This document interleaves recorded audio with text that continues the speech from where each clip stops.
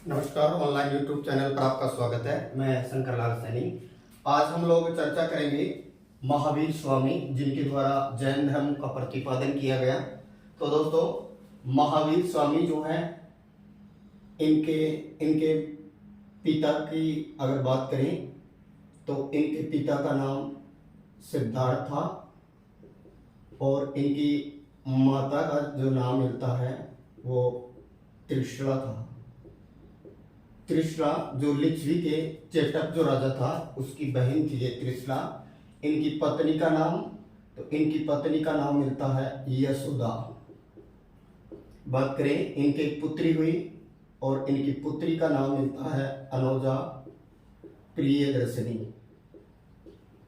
अनोजा प्रियदर्शिनी इनकी पुत्री का नाम था और इनका जो दामाद था, इनके दामाद का नाम मिलता है जामिल। और याद रखिएगा, ये इनका दामाद भी था, साथ ही जैन धर्म में शामिल होने वाला प्रथम व्यक्ति भी यही था। तो जैन धर्म में शामिल होने वाला प्रथम व्यक्ति इनका दामाद जामिल ही था। जबकि बात करें प्रथम महिला जो जैन धर्म के अंतर्गत जो शामिल की गई महावीर स्वामी द्वारा, तो उनको नाम मिलता है दधिवाहन की पुत्री चंपा या चंपावती। तो बात करें जो महावीर स्वामी हैं, इनके पिता का नाम सिद्धार्थ, माता का नाम त्रिशला जो लिच्छवी चेटक की क्या थी, पुत्री थी। पत्नी का नाम यशोदा, पुत्री का नाम अनोजा प्रियदर्शना था और दामाद जामिल था जो प्रथम अनुयायी भी बना इनका। और महिला प्रथम अनुयायी थी वो थी चंपा। दोस्तों, महावीर स्वामी जी का जन्म जो है ये 540 बीसी में माना जाता है। और इनका जो जन्म हुआ वो जिस जगह पर इनका जन्म हुआ ये माना जाता है वैशाली के अंतर्गत। जो वैशाली है उस वैशाली के ही अंतर्गत एक जगह मानी गई है कुंडग्राम। कुंडग्राम के अंतर्गत है, जो वैशाली के अंतर्गत माना जाता है। 540 बीसी के अंतर्गत है वो इनका जन्म हुआ। और बात करें कि इनको जो निर्माण की जो प्राप्ति होती है, मोक्ष की जो प्राप्ति होती है, ये होती है 468 में। जिस जगह पर होती है उस जगह का नाम है पावा या पावापुरी और ये पड़ती है उत्तर प्रदेश के अंतर्गत। तो 468 बीसी बिफोर द क्राइस्ट यानी ईसा पूर्व 540 बीसी में इनका जन्म हुआ। 468 बीसी में इनकी मृत्यु हुई पावापुरी यूपी में। बात करें जन्म की तो वैशाली के अंतर्गत हुआ, कुंडग्राम के अंतर्गत हुआ। इनके भाई का नाम नंदीवर्धन था। एक इनका भाई था, भाई नंदीवर्धन। और नंदीवर्धन से ही इन्होंने आशीर्वाद लिया था और ये कहें कि संन्यास ग्रहण किया था। फिर बात करें इनके बचपन का नाम, तो इनके बचपन का नाम मिलता है वो वर्धमान मिलता है। इनके बचपन का नाम क्या मिलता है? वर्धमान मिलता है इनके बचपन का नाम। दोस्तों, माना जाता है कि महावीर स्वामी जी जो हैं वो 30 वर्ष की उम्र में अपना घर त्यागते हैं और इन्हें जैन धर्म का वास्तविक संस्थापक जाना जाता है। जैन धर्म का वास्तविक संस्थापक कौन है? तो महावीर स्वामी हैं। अब दोस्तों, हम इनके बारे में विस्तृत चर्चा करते हैं। तो बात है महावीर स्वामी जी के द्वारा प्रतिपादित जो धर्म है वो है जैन धर्म। और जैन धर्म एक अनिश्वरवादी धर्म माना जाता है, क्योंकि बौद्धों की तरह इनका भी वेदों में विश्वास नहीं है। और जिस दर्शन का वेदों में विश्वास नहीं है उसे नास्तिक दर्शन की श्रेणी में रखा जाता है। तो ये महावीर स्वामी जो इनके द्वारा दिया गया है जैन धर्म, ये अनिश्वरवादी है, लेकिन इन्होंने आत्मा का जो स्वरूप लिया है उसके लिए अनेकात्मवाद का सिद्धांत या सयादवाद का सिद्धांत है वो दिया है। यानी आत्मा है भी, आत्मा नहीं भी है, आत्मा हो सकती है और आत्मा नहीं भी हो सकती। अर्थात ये जैन धर्म का ही सयादवाद सिद्धांत जाना जाता है। तो दोस्तों, बात करें जो जैन धर्म है, जैन धर्म के अंतर्गत है कुल तीर्थंकर जो हुए हैं इनकी संख्या है 24। जो जैन धर्म का जो प्रथम तीर्थंकर है, यानी जो प्रथम तीर्थंकर माना गया है वो माने गए हैं ऋषभदेव। तो याद रखिएगा, जैन धर्म का प्रथम तीर्थंकर ऋषभदेव। ऋषभदेव को ही दूसरा नाम मिलता है आदिनाथ और इनका एक और नाम मिलता है वृषभनाथ। वृषभनाथ भी इन्हीं का नाम मिलता है।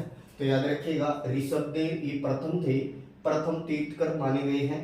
इनका प्रतीक माना जाता है सांड को, यानी ऋषभदेव जी का प्रतीक क्या माना गया है? सांड को माना जाता है, जबकि जो 24वें तीर्थकर माने गए हैं महावीर स्वामी, उनका जो प्रतीक माना गया है वो लॉयन यानी सिंह को माना गया है। तो जैन धर्म में टोटल तीर्थकरों की संख्या 24। 24वें तीर्थंकर कौन हुए? महावीर स्वामी। प्रथम तीर्थंकर कौन थे? ऋषभदेव आदिनाथ, या जिसका नाम दूसरा मिलता है वृषभनाथ। बात करें दूसरे अजीतनाथ थे, जिनका प्रतीक के तौर पर है जाना जाता है घोड़े को। इसके नेक्स्ट बात करें हाथी को। इसके नेक्स्ट करें 23वें तीर्थंकर कौन थे? तो ये थे पार्श्वनाथ। जैन धर्म के 23वें तीर्थंकर कौन थे? पार्श्वनाथ थे, जो कि अश्वसेन के पुत्र थे और माना जाता है कि इन्हें सामेत पर्वत के अंतर्गत है। सामेत पर्वत के अंतर्गत है। इनको 30 वर्ष की उम्र में ये भी संन्यास लेते हैं और सामेत पर्वत के अंतर्गत है, इनको ज्ञान की प्राप्ति होती है। तो जैन धर्म के 23वें तीर्थकर माने जाते हैं पार्श्वनाथ। और बात करें 22वें तीर्थकर की बात की जाती है, तो 19वां जो तीर्थंकर माना गया है मलिनाथ। और मलिनाथ के लिए माना जाता है कि ये शायद एक महिला था।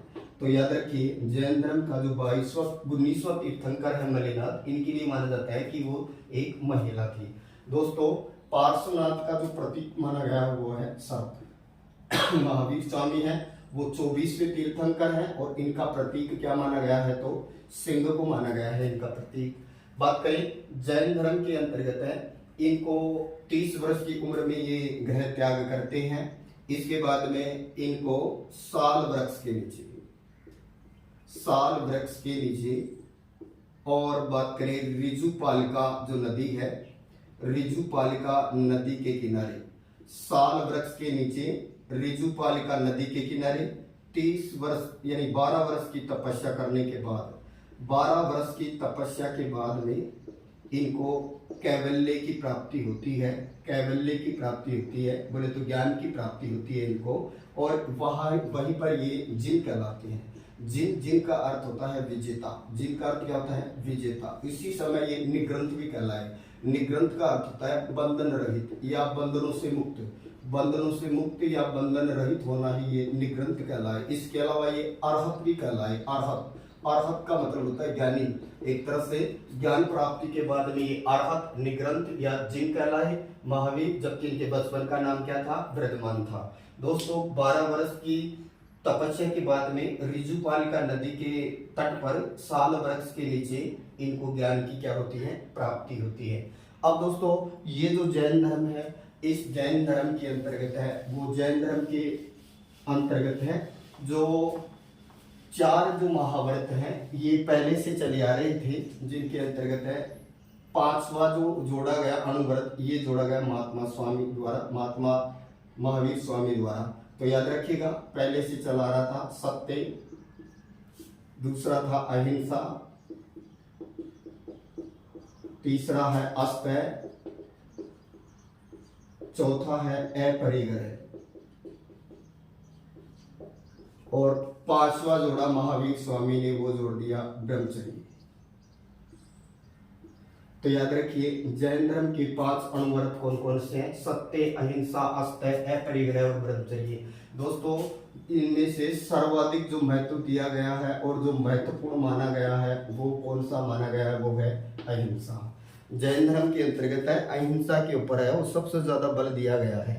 और याद रखिएगा कहा गया है अहिंसा परमो धर्म है। अहिंसा परमो धर्म है, इसीलिए जैन धर्म के अंतर्गत है वो अहिंसा का सबसे बड़ा रोल है।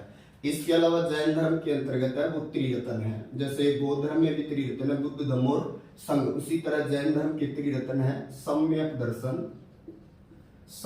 दर्शन, दूसरा है सम्यक ज्ञान और तीसरा है सम्यक आचरण यानी व्यवहार। दोस्तों इन्हें जैन धर्म के त्रिरत्न कहा जाता है, सम्यक दर्शन, सम्यक ज्ञान और सम्यक चरित्र। जबकि अणुव्रत 5 अणु महाव्रत है, सत्य, अहिंसा, अस्तेय, अपरिग्रह और ब्रह्मचर्य। ब्रह्मचर्य का मतलब ब्रह्मचर्य का पालन करना। अपरिग्रह का मतलब होता है स्टॉक न करना, मतलब चीजों को एकत्रित न करना। और अस्तेय का मतलब होता है चोरी न करना। और अहिंसा का मतलब होता है मनसा वाचा कर्मणा से किसी को भी नुकसान नहीं करना। इसके अलावा दोस्तों माना जाता है कि जैन धर्म के अंतर्गत है वो जो महत्वपूर्ण दो जैन संगतियां भी मानी जाती हैं, दो जैन संगतियां। पहली जैन संगति जो हुई, ये पहली जैन संगति दोस्तों ये हुई 300 BC के अंतर्गत। और कहाँ पर हुई ये, तो ये हुई थी पाटलिपुत्र में। और बात करें ये किसके समय हुई थी, इसकी अध्यक्षता के तौर पर तो स्थूलभद्र को जाना जाता है। स्थूलभद्र के समय 300 BC में पाटलिपुत्र के अंतर्गत है वो पहली जैन संगति हुई। इसी के अंतर्गत 12 अंग को अपनाया गया या 12 अंग स्वीकार किए गए। दोस्तों जैन धर्म के अंतर्गत 12 अंग हैं और 12 ही इन्हें समझने के लिए उपांग भी बनाए गए हैं। वैसे जैन साहित्य जो माना गया है इसको कहा जाता है आगम। जैसे बौद्ध साहित्य को हम त्रिपिटक बोलते हैं, विनय पिटक, सूत पिटक और अभिधम पिटक आता है, उसी तरह आगम साहित्य माना जाता है जैनों का। और इनकी जो भाषा है वो है अर्धमांगधी। अर्धमांगधी तो महावीर स्वामी ने अपने उपदेश या शिक्षाएं कौन सी भाषा में दी थी, अर्धमांगधी में, जबकि महात्मा बुद्ध ने ये पाली में दी थी। दोस्तों यहाँ पर जो जैन जो साहित्य है उसको क्या कहा है, आगम, जिसकी लैंग्वेज या भाषा क्या है, अर्धमांगधी। तो पहली जैन संगति में 12 अंगों को भी स्वीकार किया गया। फिर इसके बाद में आती है दूसरी जैन संगति। और ये जो दूसरी जो जैन संगति हुई ये हुई 512 ईस्वी में। और ये कहाँ पर हुई, तो ये गुजरात के अंतर्गत हुई। और गुजरात के अंतर्गत कौन सी जगह, वल्लभी के अंतर्गत हुई। और यहाँ पर जो जाना जाता है अध्यक्षता के लिए वो श्रवण के